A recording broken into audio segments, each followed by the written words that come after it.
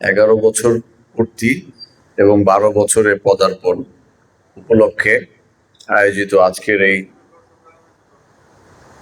আলোচনা সভায় সম্মানিত সভাপতি নিউজ টু নারায়ণগঞ্জের প্রতিষ্ঠাতা, প্রকাশক ও সম্পাদক ইব্রাহিম খলিল, প্রধান অতিথি হিসেবে উপস্থিত আছেন সাবেক বিচারপতি, বিশিষ্ট আইনজ্ঞ জনাব সিদ্দিকুর রহমান মিয়া, উদ্বোধক হিসেবে আছেন নারায়ণগঞ্জ সিটি কর্পোরেশনের সম্মানিত প্রশাসক, নারায়ণগঞ্জ মহানগর বিএনপির সম্মানিত আহ্বায়ক জনাব অ্যাডভোকেট সাখাওয়াত হোসেন, উপস্থিত সকল নেতৃবৃন্দ এবং আগত আমন্ত্রিত অতিথিবৃন্দ, আসসালামু আলাইকুম।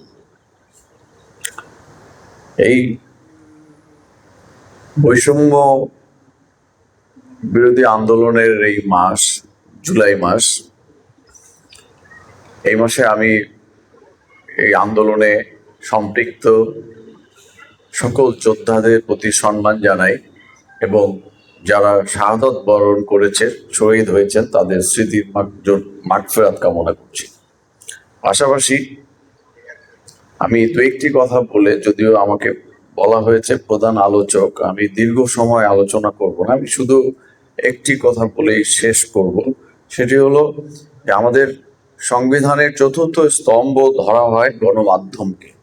গণমাধ্যম যদি বস্তুনিষ্ঠ এবং সত্য প্রকাশে সাহসী হয়, তাহলে সমাজের বৈষম্য সত্যি সত্যি দূর হয়।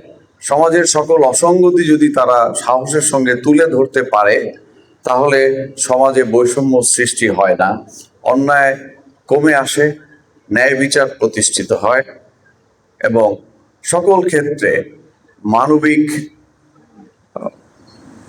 মানবিকতার জয়ধ্বনি ঘটে। সুতরাং আমি নিউজ টু নারায়ণগঞ্জ একটি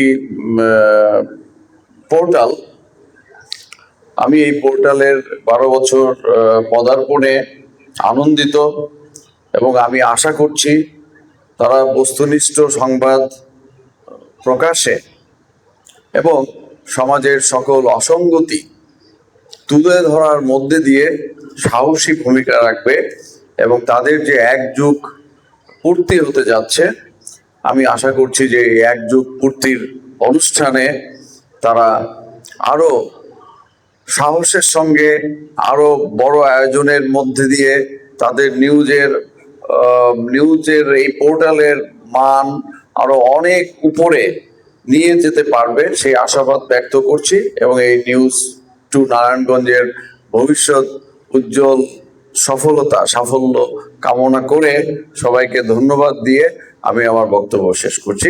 খোদা হাফেজ, বাংলাদেশ জিন্দাবাদ। ধন্যবাদ, আসসালামু আলাইকুম।